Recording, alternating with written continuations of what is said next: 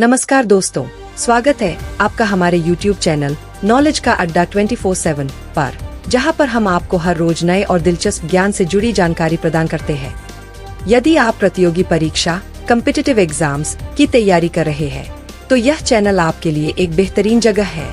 हम आपको current affairs, महत्वपूर्ण मुद्दों और समसामयिक घटनाओं पर गहराई से विचार करने का मौका देते हैं, जिससे आपकी परीक्षा की तैयारी और भी सशक्त हो सके।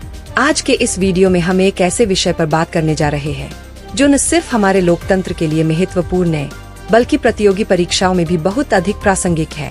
हम बात करेंगे वन नेशन वन इलेक्शन ओनो प्रस्ताव के बारे में। यह विषय न केवल आपके ऐसे राइटिंग, करंट अफेयर्स और एडिटोरियल एनालिसिस के लिए महत्वपूर्ण है, बल्कि यह जीएस पेपर 2 में भी सीधे तौर पर आपके प्रश्नों से जुड़ा हो सकता है। आपने सही सुना, इस वीडियो को मैंने एडिटोरियल एनालिसिस के रूप में प्रस्तुत किया है, जिसे हम रियल न्यूज एनालिसिस भी कह सकते हैं। इस वीडियो में हम विस्तार से चर्चा करेंगे कि वन नेशन वन इलेक्शन क्या है, इसके ऐतिहासिक विकास क्या रहे हैं और इससे भारत की चुनावी प्रक्रिया में क्या बदलाव हो सकते हैं। इस प्रस्ताव का उद्देश्य चुनावों के खर्च को कम करना, सरकारों को बेहतर तरीके से काम करने का अवसर देना और चुनावी प्रक्रिया को अधिक पारदर्शी और प्रभावी बनाना है। हम जानेंगे कि कैसे समान चुनावी चक्र से न सिर्फ राजनीतिक स्थिरता आएगी, बल्कि इससे गवर्नेंस में भी सुधार होगा। संविधान में बदलाव, चुनावों में लागत में कमी और राज्य व केंद्र सरकारों के बीच सहयोग इस प्रस्ताव के कुछ महत्वपूर्ण लाभ है, जिन पर हम विस्तार से चर्चा करेंगे। अगर आप यूपीएससी, एसएससी, स्टेट पीएससीज या किसी भी कॉम्पिटिटिव एग्जाम की तैयारी कर रहे हैं, तो इस वीडियो में दी गई जानकारी आपके लिए बेहद उपयोगी साबित होगी। करंट अफेयर्स के इस महत्वपूर्ण विषय को रियल न्यूज एनालिसिस के तहत समझना आपको न सिर्फ आपके लिखित परीक्षा में मदद करेगा, बल्कि यह आपके इंटरव्यू में भी प्रभावी साबित हो सकता है। तो दोस्तों, इस वीडियो को अंत तक देखिए, क्योंकि इस वीडियो में हम न केवल वन नेशन वन इलेक्शन के फायदे और नुकसान पर चर्चा करेंगे, बल्कि हम इसके संभावित प्रभावों पर भी गहरी विचार करेंगे। यदि आपको हमारा कंटेंट पसंद आए, तो हमारे चैनल नॉलेज का अड्डा 24/7 को सब्सक्राइब जरूर करें, ताकि आप आने वाली हर महत्वपूर्ण अपडेट से जुड़ सके। इस चैनल पर हम आपके ज्ञान को बढ़ाने के साथ साथ प्रतियोगी परीक्षा की तैयारी को भी मजबूत बनाने का काम करते हैं। रियल न्यूज एनालिसिस का हिस्सा बने और अपने ज्ञान को एक नया आयाम दे। यह वीडियो केंद्र सरकार द्वारा स्वीकृत महत्वाकांक्षी एक राष्ट्र एक चुनाव योजना को प्रस्तुत करता है, जिसका उद्देश्य भारत की चुनावी प्रक्रियाओं को समन्वित करना है। पूर्व राष्ट्रपति रामनाथ कोविंद की अध्यक्षता में एक उच्च स्तरीय पैनल की सिफारिशों के आधार पर यह योजना लोकसभा और राज्य विधानसभाओं के लिए एक साथ चुनावों को संभव बनाने के लिए संविधान में संशोधन की मांग करती है। केंद्रीय मंत्रिमंडल ने एक राष्ट्र एक चुनाव योजना को स्वीकृति दी है, जो भारत भर में चुनावी प्रक्रियाओं को समन्वित करने की दिशा में एक ऐतिहासिक कदम है। पूर्व राष्ट्रपति रामनाथ कोविंद की अध्यक्षता में एक उच्च स्तरीय पैनल की सिफारिशों के आधार पर यह प्रस्ताव संविधान के कई अनुच्छेदों में संशोधन करने का प्रयास करता है, ताकि लोकसभा और राज्य विधानसभाओं के लिए एक साथ चुनाव संभव हो सके। यह परिवर्तनकारी पहल 2 चरणों में समवर्ती चुनाव मॉडल को लागू करने का उद्देश्य रखती है, जो भारत के चुनावी परिदृश्य को क्रांतिकारी रूप से बदल सकती है। वन नेशन वन इलेक्शन का ऐतिहासिक विकास क्या है? समकालिक चुनाव, एक देश एक चुनाव नाम से प्रचलित का अर्थ है लोकसभा, सभी राज्य विधानसभाओं, नगर पालिकाओं और पंचायतों के चुनाव एक साथ कराना। वर्ष 1957 में बिहार, बॉम्बे, मद्रास, मैसूर, पंजाब, उत्तर प्रदेश, पश्चिम बंगाल की विधानसभाओं में एक साथ चुनाव कराने के लिए भारत के निर्वाचन आयोग द्वारा केंद्र सरकार, राज्य सरकारों और राजनीतिक दलों को प्रेरित किया गया, जिसके फलस्वरूप इन सभी राज्यों में विधानसभाएं अपनी अवधि के पूर्व भंग की गई और एक साथ चुनाव संपन्न हुए। स्वतंत्रता से पहले का संदर्भ। समवर्ती चुनावों का विचार 1935 के भारत सरकार अधिनियम के तहत औपनिवेशिक चुनावी प्रणाली से उत्पन्न हुआ है। हालांकि ये चुनावी प्रक्रियाएं विखंडित थीं, ब्रिटिश शासन के तहत विधायी निकायों के लिए चुनावों का समन्वय किया गया था। स्वतंत्रता के बाद का युग 1952 से 1967। पहला सामान्य चुनाव 1952 उदास स्माइली भारत ने लोकसभा और सभी राज्य विधानसभाओं के लिए समन्वित चुनावों के साथ अपनी लोकतांत्रिक यात्रा की शुरुआत की। जारी रखना 1957, 1962 और 1967 में समवर्ती चुनाव सफलतापूर्वक आयोजित किए गए, जिससे राजनीतिक और प्रशासनिक स्थिरता बनी रही। समवर्ती चुनावों का विघटन 1968 से 1969। कुछ राज्य विधानसभाओं के समय से पहले विघटन के कारण टूट गया, विशेष रूप से हरियाणा और केरल में। 1970 में लोकसभा को उसकी निर्धारित अवधि पूरी किए बिना भंग कर दिया गया, जिसके परिणामस्वरूप लोकसभा और विभिन्न राज्य विधानसभाओं के लिए अलग अलग चुनाव चक्र शुरू होगा। वन नेशन वन इलेक्शन को पुनः देखने के प्रयास। भारत विधि आयोग 170वीं रिपोर्ट 1999 उदास स्माइली समवर्ती चुनावों का समर्थन किया और चुनावों से जुड़े व्यवधान और खर्चों को कम करने पर जोर दिए।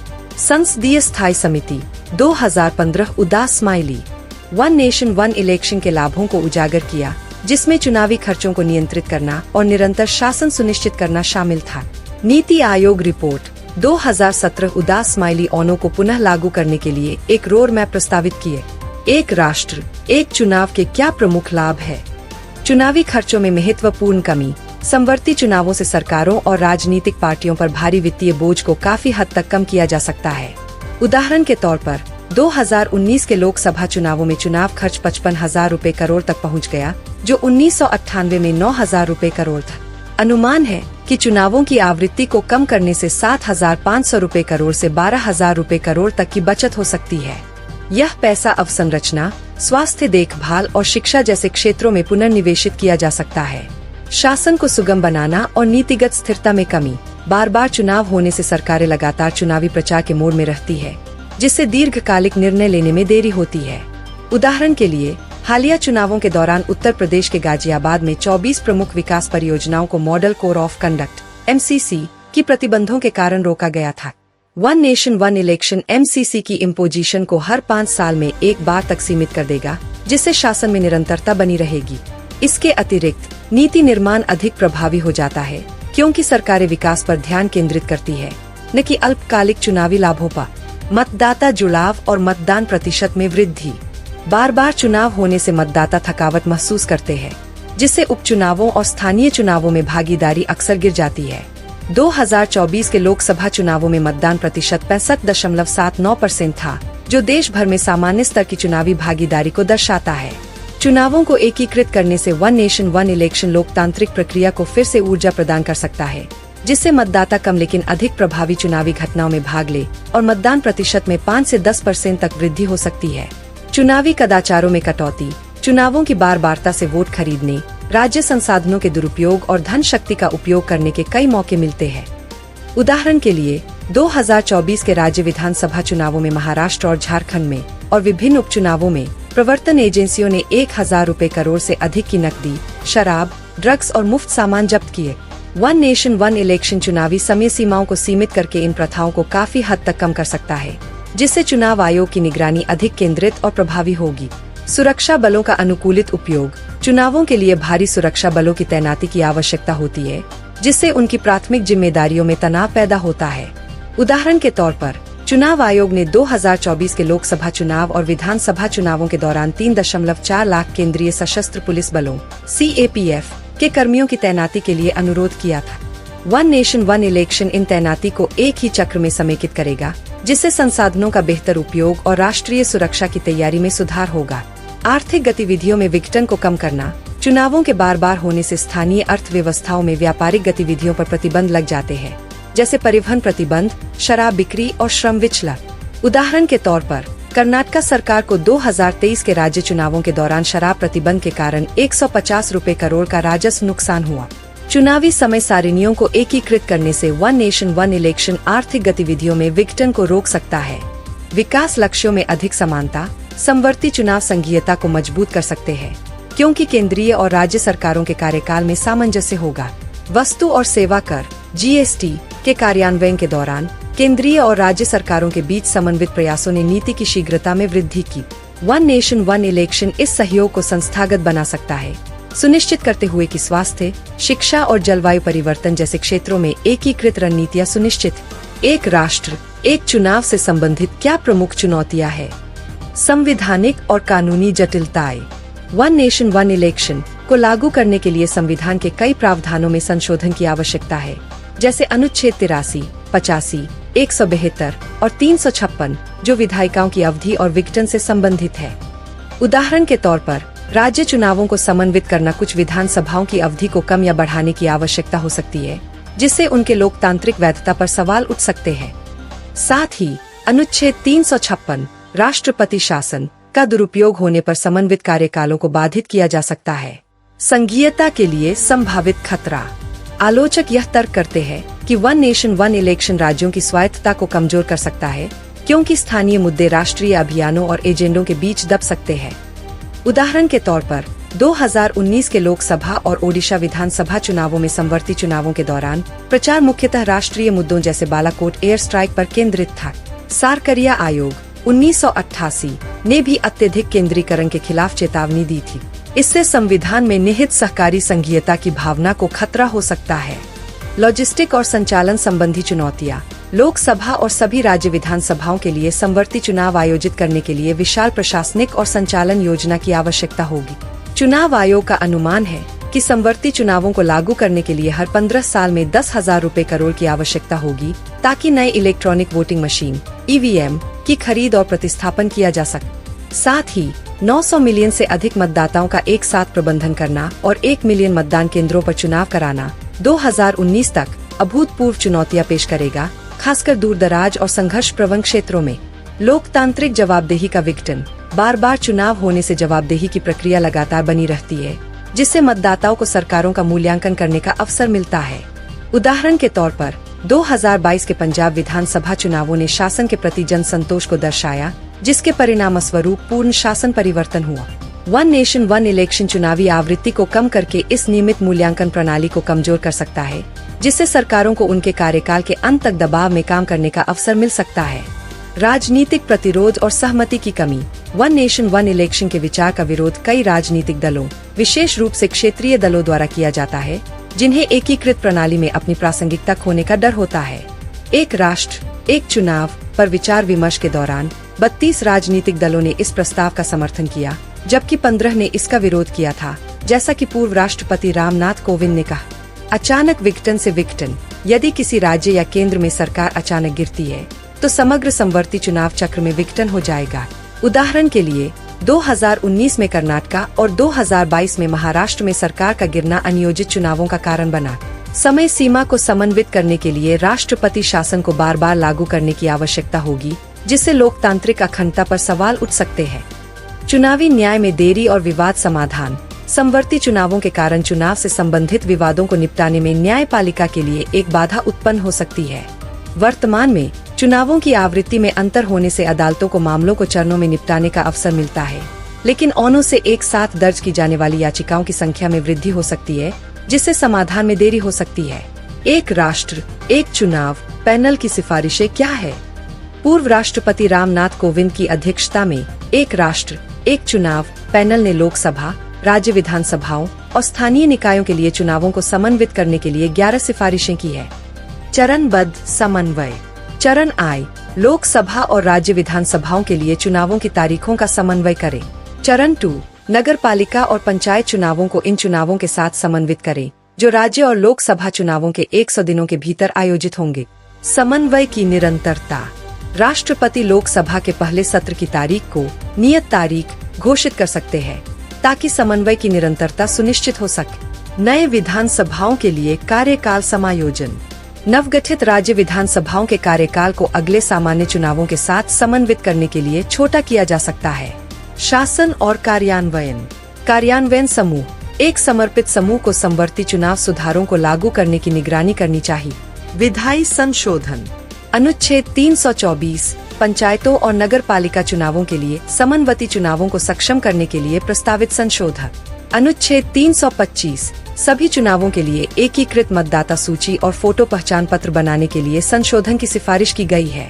हंग हाउस और अविश्वास परिदृश्यों का प्रबंधन। हंग हाउस के मामले में चुनाव। यदि हंग हाउस या अविश्वास प्रस्ताव की स्थिति बनती है, तो ताजे चुनाव आयोजित किए जाएंगे। कार्यकाल की सीमा। नए चुने गए लोकसभा का कार्यकाल केवल अगले समवर्ती आम चुनाव तक बढ़ेगा। राज्य विधानसभाएं लोकसभा के कार्यकाल तक जारी रहेंगी, जब तक कि उन्हें पहले भंग नहीं किया जाता। संचालन में सुधार। चुनाव उपकरण की खरीदारी। चुनाव आयोग को चुनाव उपकरणों की खरीदारी को प्राथमिकता देना होगा, ताकि मशीनों और कर्मचारियों के पर्याप्त संसाधन सुनिश्चित किए जा सके। नागरिक सहभागिता और जवाबदेही। समन्वित चुनाव प्रक्रिया में नागरिकों की अधिक सक्रिय भूमिका होगी, जिससे शासन के प्रति विश्वास और जवाबदेही बढ़ेगी। निष्कर्ष। वन नेशन वन इलेक्शन प्रस्ताव भारत के चुनावी परिदृश्य में एक परिवर्तनकारी बदलाव का प्रतीक है, जिसका उद्देश्य अधिक दक्षता, कम लागत और सुगम शासन प्राप्त करना है। वन नेशन वन इलेक्शन का कार्यान्वयन सावधानी पूर्वक योजना, विधायी संशोधनों और संघीय स्वायत्तता के साथ राष्ट्रीय हितों का संतुलन बनाए रखने की आवश्यकता होगी। वैश्विक उदाहरणों से सीखते हुए और एक चरणबद्ध दृष्टिकोण अपनाते हुए भारत इन चुनौतियों का समाधान कर सकता है, जिससे सुधारों का परिणाम एक अधिक सुसंगत और कार्यशील चुनावी प्रणाली के रूप में सामने आएगा।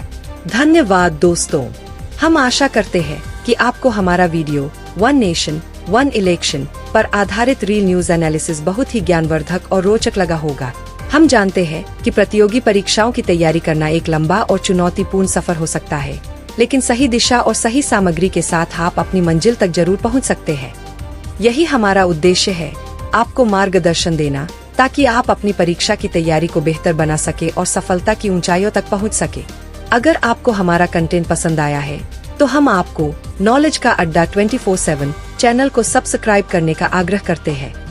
इस चैनल पर हम हर दिन करंट अफेयर्स, सामयिक मुद्दों, एग्जाम प्रिपरेशन टिप्स और गहन विश्लेषण पर चर्चा करते हैं, जो आपकी परीक्षा की तैयारी को एक नई दिशा देता है।